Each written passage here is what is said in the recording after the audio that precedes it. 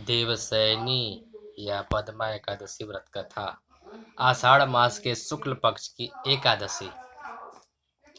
धर्मराज युधिष्ठिर बोले कि हे भगवान, आषाढ़ मास के शुक्ल पक्ष की एकादशी का क्या नाम है? उस दिन कौन से देवता की पूजा होती है तथा उसकी विधि क्या है? सो विस्तार पूर्वक कहिए।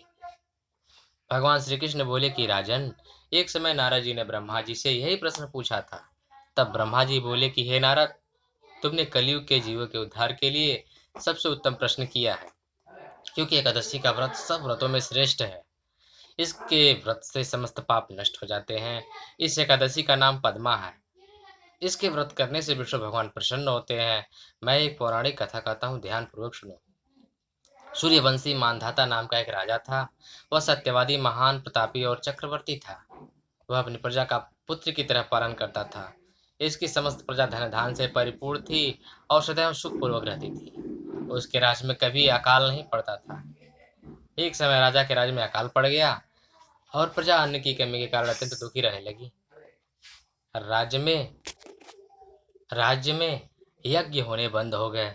एक दिन प्रजा राजा के पास जाकर प्रार्थना करने लगी कि हे राजन, समस्त विश्व की सृष्टि का मुख्य कारण वर्षा है। इसी वर्षा के अभाव से राज्य में अकाल पड़ गया और अकाल से प्रजा मर रही है। हे राजन, आप कोई ऐसा उपाय बतलाइए जिससे हम लोगों का दुख दूर हो। इस पर राजा मानधाता बोला कि आप लोग ठीक कह रहे हैं।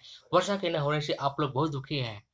राजा के पापों के कारण ही प्रजा को दुख भोगना पड़ता है। मैं बहुत सोच विचार कर रहा हूँ, फिर भी मुझे अपना कोई दोष नहीं दिखलाई दे रहा है। आप लोगों के दुख को दूर करने के लिए मैं बहुत यत्न कर रहा हूँ। ऐसा कहकर राजा मांधाता भगवान की पूजा कर कुछ मुंचक के व्यक्तियों को साथ लेकर वन को चल दिए। वहां वह ऋषियों के आश्रमों में घूमते घूमते अंत में ब्रह्मा के पुत्र अंगिरा ऋषि के आश्रम पर पहुंचा। उस स्थान पर राजा रथ से उतरा और आश्रम में आया। वहां मुनि अभी नित्य कर्म से निवृत्त हुए थे कि राजा ने उनके सम्मुख प्रणाम किया और मुनि ने उनको आशीर्वाद दिया। फिर राजा से बोले कि हे राजन, आप इस स्थान पर कैसे पधारे, सो कहिए। राजा बोला, हे महर्षि, मेरे राज्य में 3 वर्ष से वर्षा नहीं हो रही है। इससे अकाल पड़ गया है और प्रजा दुख भोग रही है। राजा के पापों के प्रभाव से ही प्रजा को कष्ट मिलता है, ऐसा शास्त्रों में लिखा है। मैं धर्मानुसार राज्य करता हूँ, फिर यह अकाल कैसे पड़ गया, इसका मुझे अभी तक पता न लग सका। अब मैं आपके पास इसी संदेह की निवृत्ति के लिए आया हूँ। आप कृपा कर मेरे संदेह को दूर कीजिए और प्रजा के कष्ट को दूर करने के लिए कोई उपाय बतलाइए।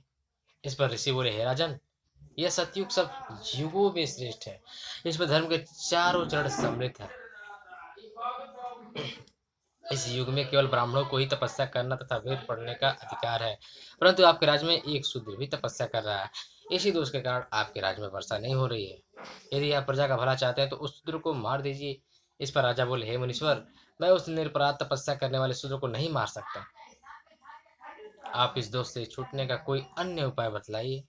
तब ऋषि बोले कि हे राजन, यदि तुम ऐसा ही चाहते हो तो आषाढ़ मास के शुक्ल पक्ष की पद्मा नाम की एकादशी का विधि पूर्वक व्रत करो। इस व्रत के प्रभाव से तुम्हारे राज्य में वर्षा होगी और प्रजा सुख भोगी, क्योंकि इस एकादशी का व्रत सिद्धियों को देने वाला है और उपद्रवों को शांत करने वाला है। मुनि के इन वचनों को सुनकर राजा अपने नगर को वापस आया और विधि पूर्वक पद्मा एकादशी व्रत किया। उस व्रत के प्रभाव से राज्य में वर्षा हुई और मनुष्यों को सुख पहुंचा। इस एकादशी को देवशयनी एकादशी भी कहते हैं। इस व्रत के करने से विष्णु भगवान प्रसन्न होते हैं। अतः मोक्ष की इच्छा करने वाले मनुष्यों को एकादशी का व्रत करना चाहिए।